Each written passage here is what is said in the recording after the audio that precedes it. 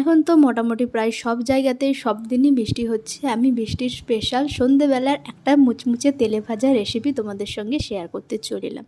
Maggi তো আমরা সবাই মোটামুটি হয় বয়েলড, না হলে হচ্ছে গিয়ে ফ্রাই করে খাই। আজকে আমি তোমাদের সঙ্গে শেয়ার করছি ম্যাগির পকোড়ার রেসিপি। তো তার জন্য আমি ম্যাগিটাকে প্রথমে ভালো করে বয়েল করে নিয়ে জলটাকে ছেঁকে একদম ঠান্ডা করে নিয়েছি। ওর মধ্যে দিয়েছি পেঁয়াজ কুচি, তারপরে দিলাম একটা ডিম দিয়েছি, যেহেতু এক প্যাকেট ম্যাগির জন্য একটা ডিমই সাফিসিয়েন্ট। তারপর ওর মধ্যে দিয়েছি কিছুটা কাঁচা লঙ্কা কুচি, তারপর দিয়েছি যে ম্যাগি মশলা, একটু রসুন কুচি, আর ভালো বাইন্ডিংয়ের জন্য দিয়েছি আমি একটু বেসন দিয়েছি। ব্যাস সমস্ত কিছু, আর লবণ তো দিয়েছি, একটু কালারের জন্য দিয়েছি কাশ্মীরি লঙ্কার গুঁড়ো। ব্যাস তারপরে সমস্ত কিছু ভালো করে মেখে নিয়েছি। মেখে নেওয়ার পর এবারে ডিপ ফ্রাই করে নিলেই রেডি। আর এই বৃষ্টির দিনে সন্ধেবেলা চা বা কফির সঙ্গে কিন্তু এটা একেবারে জমে যাবে। তোমরা কিন্তু একবার হলেও বাড়িতে বানিয়ে দেখো। আর কে কে তোমরা বানিয়েছো এটা কিন্তু অবশ্যই আমাকে কমেন্টে জানিও। তো চলো আজকের মতো এখানেই, টাটা।